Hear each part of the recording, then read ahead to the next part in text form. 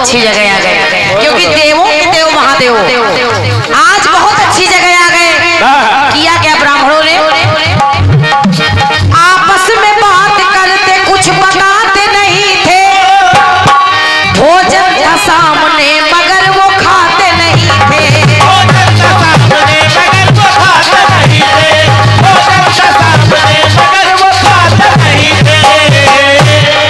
क्यों? क्योंकि ब्राह्मणों का ध्यान भोजन से ज्यादा मेहरिया में लगा पड़ा है। कहा भोलेनाथ बताओ दक्षिणा में क्या दोगे? जैसे ही कहा भोलेनाथ ने, सुनिए शिव जी ने कहा विप्रो अब भोग लगाए। विप्रो ने कहा दक्षिणा बिन हम नहीं खाए।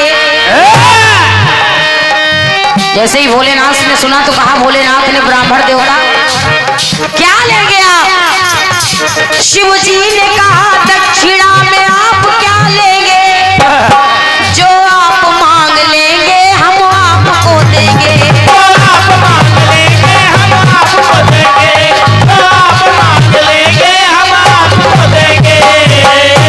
तो शिव जी की बात सुनकर के वो सुख सहने लगे और सातों ब्राह्मण शिव जी से तब कहने लगे। और कहा भोलेनाथ सुनो, हमको चाहिए क्या? सुनो। कहा भोलेनाथ के हीरा पन्ना मोती ना रतन चाहिए।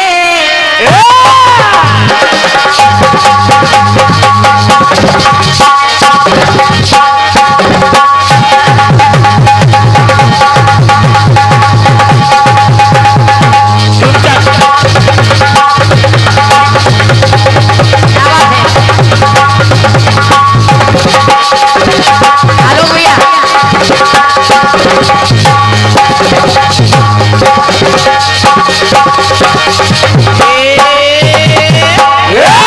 और मैं कहता जितने लोग बैठे हैं, अगर लाइन अच्छी लगे उन ब्राह्मणों ने मांगा क्या, अगर लाइन अच्छी लगे तो तालियों से स्वागत करिएगा। सुनिए कहा भोलेनाथ के हीरा पन्ना मोती ना रतन चाहिए, ना रतन चाहिए। अरे हम सब कोई एक दुल्हन चाहिए, दुल्हन चाहिए। बहुत बहुत धन्यवाद है।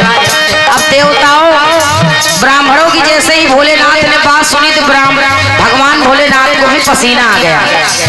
भगवान भोलेनाथ ने कहा क्या मांग रहे हो? अरे अकेले होते तो दे देते, क्योंकि एक ही मेहरिया हमारे घर में। कभी हम आपसे नाराज नहीं हो सकते, वो तो मनोरंजन की बात है। गोपाल भैया, हमारे गोपाल भाई गोपाल श्रीवास्तव जी दऊ से बहुत अच्छे आयोजन आप कराते रहते हैं हर वर्ष। बढ़िया से बढ़िया कलाकार आप यहाँ आते हैं। मैं भगवती से यही कामना कर रही हूँ कि ये आयोजन बराबर लगातार बस चलता रहे और फिर मैं आऊँ, ये आए, हम सभी के लिए यही कहेंगे। बहुत बहुत धन्यवाद है भैया की ओर से। ये 201 रुपए का आशीर्वाद पुष्पमाल आया है। एक बार जोरदार तालियां हमारे गोपाल भैया के लिए हो जाए। बहुत बहुत धन्यवाद है। सुनिएगा, भगवान भोलेनाथ ने कहा कुछ और मांग लो। ब्राह्मणों ने कहा नहीं भोलेनाथ, जो मांगा है लेंगे वही, वरना भोजन नहीं करेंगे, और अगर भोजन नहीं किया तो ये भोज संपन्न नहीं होगा। सुनिए के सोना चांदी, अरे सोना चांदी दौलत ना धन चाहिए। कहा भोलेनाथ ये कुछ नहीं चाहिए। अरे सोना चांदी दौलत ना धन चाहिए, ना धन चाहिए। हम सब कोई एक दुल्हन चाहिए, दुल्हन चाहिए।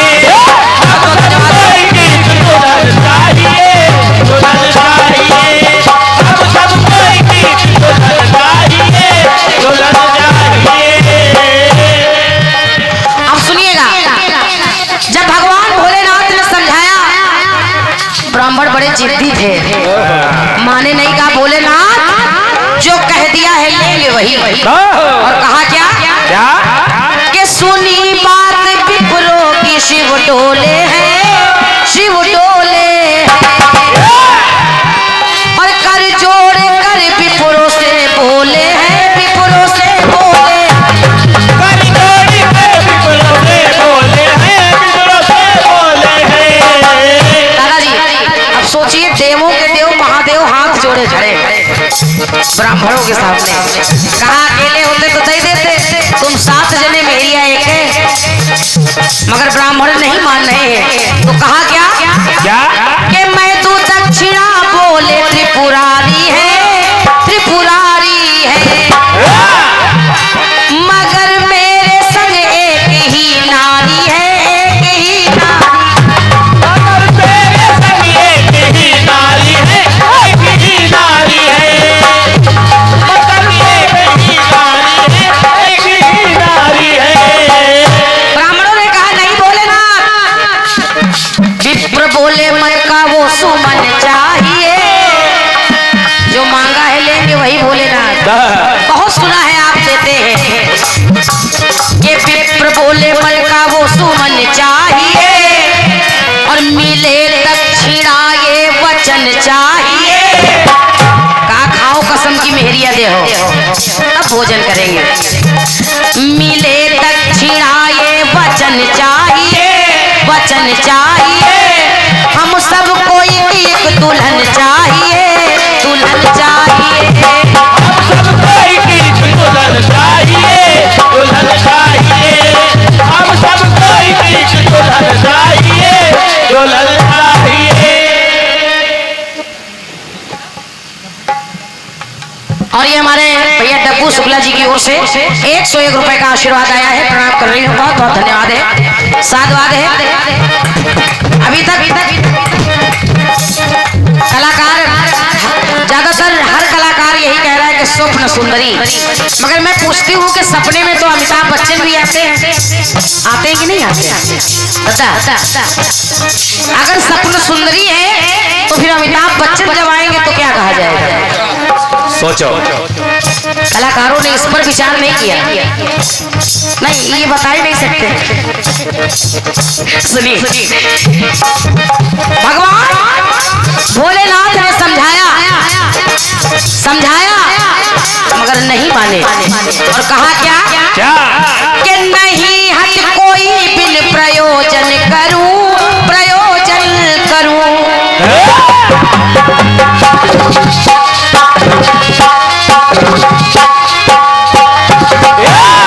और है भोलेनाथ, भोलेनाथ बिना दक्षिणा के न भोजन करूं, न भोजन करूं, बिना दक्षिणा के न भोजन करूं, न भोजन करूं। क्योंकि भोलेनाथ हमने देखा है, नहीं नारी घर में हमारे है शिव। अरे हमारे घर में तो कोई चूल्हा जलाने वाला नहीं है, मगर हमने देखा नहीं नारी घर में हमारे है शिव, बहुत नारियां घर तुम्हारे शिव। हमने देखा बहुत मेहरिया तुम्हारे घर में, बहुत नारियां तुम्हारे घर में। तो है भोलेनाथ मिले दक्षिणा ये वचन चाहिए, वचन चाहिए। हम सबको एक दुल्हन चाहिए, दुल्हन चाहिए। हम सबको एक दुल्हन चाहिए, दुल्हन चाहिए। हम सबको एक दुल्हन चाहिए, दुल्हन चाहिए। शिवानंद बता भी देंगे तो कोई फायदा नहीं, उनको खुद नहीं मालूम। बाल दादा बस कारण इतना है, ये टुकड़ा सुनिएगा, आपने सुना है इस गीत को, फिर सुनिए।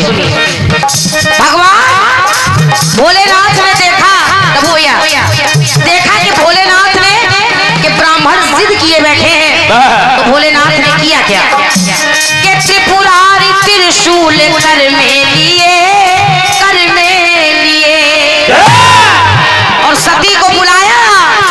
सती के वही 8 टुकड़े किए, 8 टुकड़े। ये सती के वही 8 टुकड़े किए, 8 टुकड़े किए। 7 टुकड़े करने चाहे मगर हो गए 8, और जब 8 हो गए तो कहना पड़ा। डब्बू भैया, आलोक भैया, इस बात को सुनिए कि 8 से है 8 नारी,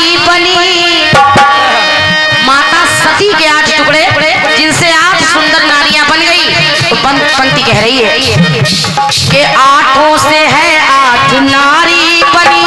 और ब्राह्मण कितने थे? सात। अमर सातों की सात प्यारी बनी। भगवान भोलेनाथ ने एक नारी एक ब्राह्मण को दे दी, मगर एक ज्यादा हो गई थी। एक ज्यादा हो गई थी। जैसे ही भोलेनाथ एक नारी एक ब्राह्मण को देने लगे तो नारी ने कहा, भोलेनाथ ऐसा नहीं हो सकता। क्यों? कि 8वीं बोली मुझको भी सजन चाहिए। अरे 8वीं बोली मुझको भी सजन चाहिए, जो इन सब को एक दुल्हन चाहिए। दुल्हन चाहिए, तो इन सब को एक दुल्हन चाहिए। दुल्हन चाहिए, तो इन सब को एक दुल्हन चाहिए। दुल्हन चाहिए। पर विशेषता इतनी है, जब भगवान भोलेनाथ वहां से गुफा में पहुंचे तो 8वीं स्त्री उनके पीछे जा रही है और माता सती स्वयं बिल्कुल सच उस गुफा में बैठी हुई है। इसलिए मैं कह रही हूँ कि वो स्वप्न सुंदरी नहीं है, क्योंकि माता सती वैसे की वैसी ही बैठी है। वो 8वीं स्त्री उनके पीछे खड़ी है और बार बार कह रही है, भोलेनाथ के 8वीं बोली मुझको भी सजन चाहिए। डब्बू भैया एक इशारा आपको भी किए दे रही हूँ। बाल दादा, जिनसे उनका विवाह हुआ है वो मंदिर अपने उत्तर प्रदेश में ही है और उनके साथ उनकी पूजा होती है, जो 8वीं स्त्री है। कहना कि 8वीं बोली, अरे 8वीं बोली मुझको भी सजन चाहिए।